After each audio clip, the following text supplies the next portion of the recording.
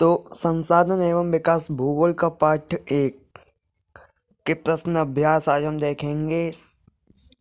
तो पहला है, लौह अयस्क किस प्रकार का संसाधन है। तो हमें पता है कि लौह अयस्क अनवीकरण योग्य संसाधन है। दूसरा है, ज्वारीय ऊर्जा निम्नलिखित में से किस प्रकार का संसाधन है। तो हमें पता है कि ज्वारीय ऊर्जा निम्नलिखित में से पुनः पूर्ति योग्य संसाधन है। तीसरा है, पंजाब में भूमि निम्नीकरण का निम्नलिखित में से मुख्य कारण क्या है। पंजाब में भूमि निम्नीकरण का निम्नलिखित में से मुख्य कारण क्या है। तो मुख्य कारण अधिक सिंचाई, ये वाला होगा ऑप्शन नंबर ख, अधिक सिंचाई। और चौथा है हमारा, निम्नलिखित में से किस प्रांत में सीढ़ीदार खेती की जाती है। सीढ़ीदार को हम सोपानी भी कहते हैं। तो निम्नलिखित में से किस प्रांत में सीढ़ीदार खेती की जाती है। तो उत्तर होगा हमारा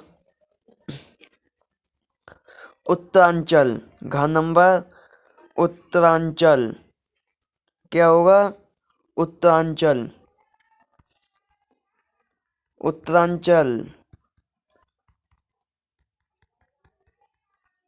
हमारा उत्तर होगा उत्तरांचल।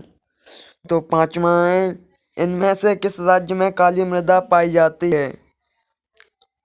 इनमें से किस राज्य में काली मृदा पाई जाती है।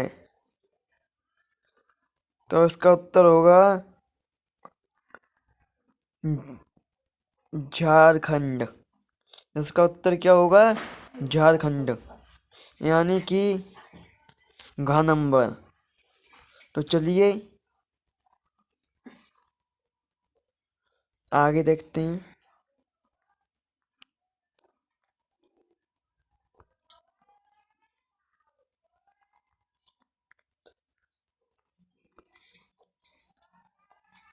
आप इसका स्क्रीनशॉट ले सकते हैं।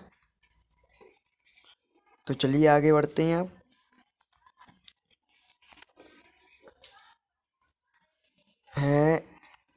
तो चलिए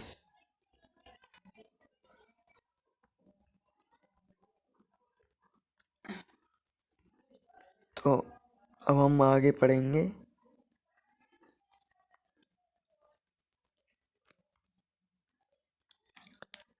तीन राज्यों के नाम बताएं जहां काली मृदा पाई जाती है। इस पर मुख्य रूप से कौन सी फसल उगाई जाती है। उत्तर है, उत्तर काली मृदा का रंग कैसा होता है। उत्तर है, काली मृदा का रंग काला होता है। इसे रेंगल मृदा भी कहते हैं। ये लावाजनक शैलों से बनती है। ये मृदाएं महाराष्ट्र, सौराष्ट्र, मालवा, मध्य प्रदेश और छत्तीसगढ़ के पठार पर पाई जाती हैं। काली मृदा कपास की खेती के लिए उचित समझी जाती है। इसे काली कपास मृदा के नाम से भी जाना जाता है। उत्तर है दूसरा, पूर्वी तट के नदी डेल्टाओं पर किस प्रकार की मृदा पाई जाती है। इस प्रकार की मृदा की तीन मुख्य विशेषताएं क्या हैं।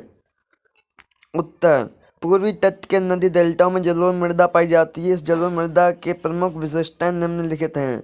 यह मृदा हिमालय के तीन महत्वपूर्ण नदी तंत्रों सिंधु, गंगा और ब्रह्मपुत्र नदियों द्वारा लाए गए निक्षेपों से बनी है। जलोढ़ मृदा में रेत, सिल्ट और मृत्तिका के विभिन्न अनुपात पाए जाते हैं।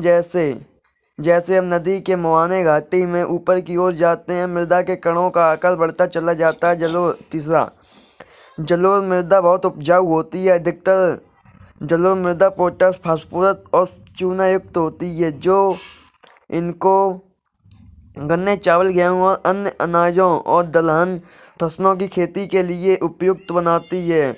अधिक उपजाऊपन के कारण जलोढ़ मृदा वाले क्षेत्र में गेहूं की कृषि की जाती है।